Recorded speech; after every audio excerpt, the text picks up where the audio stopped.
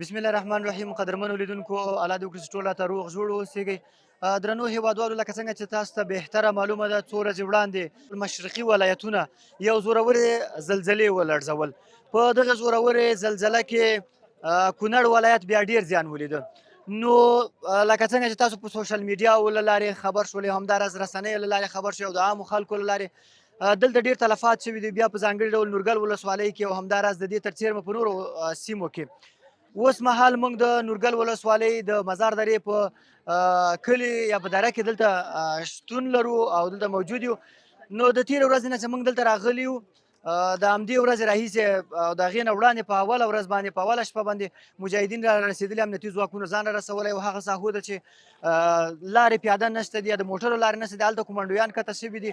همداراز د کورنیو چارو وزارت اړوند پولیس او ترافیک او اطفایې امریت او مدیریتونو هم ځانونه را رسولي وو تر دې ځایه پورې.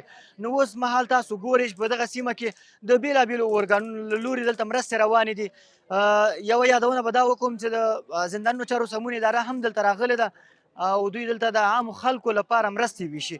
که څه هم دغه مرستې د دوی پورې اړوند نه دي، ولې دوی د یو درد له وجې، د یو احساس له وجې راغلي دي او دلته دا مرستې ویشي. نو راځئ چې په ګډه سره د زندانونو چارو د سمون ادارې د نظامي مرستیال او ترڅنګ یې د زلزله ځپلو هېوادوالو خبرې واورو. بسم الله الرحمن الرحیم. حمد مسلی اما بعد. مونږ خو خدای شته دا 2 ورځې کېږي چې ډېر هلې ځلې مو وکړې، خپل هغه مرکزیت، هغه عمومي اخري صحنې ځای پورې ځانونه هم راورسول انشاءالله. نور مرستې هم تقریبا تر زرهاو دي، تر خلکو پورې څو کلي دي، تقریبا 4-5 شپږ کلي چې څومره دي، دغه کلي ته مرستې الحمدلله اوس دوامداره روان هم دي او شروع کړي هم دي.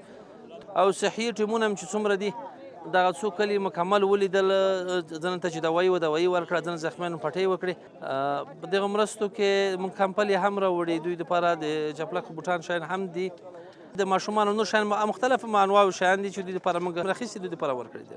د افغانستان مظلوم ولس څخه، خصوصا د مسؤلینو څخه او د خیریه بنسټونو او د نورو مسؤلینو څخه تقاضا هم دغه ده چې عملي خپل ځایونو ته راشئ ورته او دلته د نږدې نه د هر څه وڅارئ او د دوی ته هر یو مستحق کسانو ته کومک او مرستې هم دوامدار وکړئ. زه معلم سمیع الله حقیار د کونړ ولایت د نورګل ولسوالۍ اوسیدونکی یم.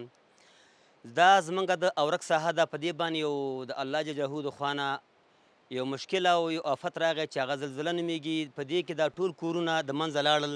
د هر مسلمان په هر کور کې تقریبا 15 14 14 کسان شهیدانې ورکړي دي او داسې حالاتو چې د شهیدان د ځمکې او د خاورو د لاندې وو او زموږ سړکونه دارنګې خراب شولو، څوک نشي کولی چې زموږ ساحې ته رسیدګي وکړی شي او هر څه وران پاتې دي.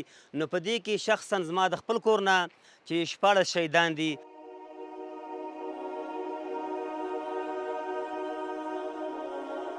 موږ د راتلونکو مرستندویو ډلو نه ډېره مننه کوو. الله پاک دې ورسره ښه وکړي.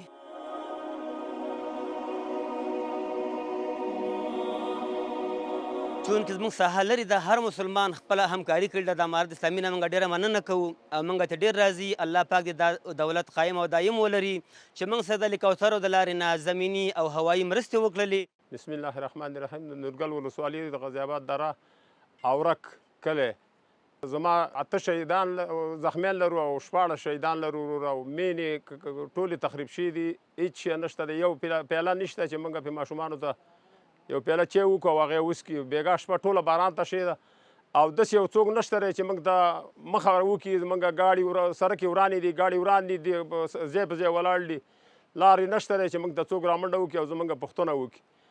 او هېڅ شی نه لرو، خوار وزار ناست دي او د بارانونو ته او جړیو ته. نو څه به ووایو؟ او د هلکانو ټولو نومونه ماله نه راځي، زړه مې ورانېږي. نو الله دې خیر پېښ کړي. څه به وکړو؟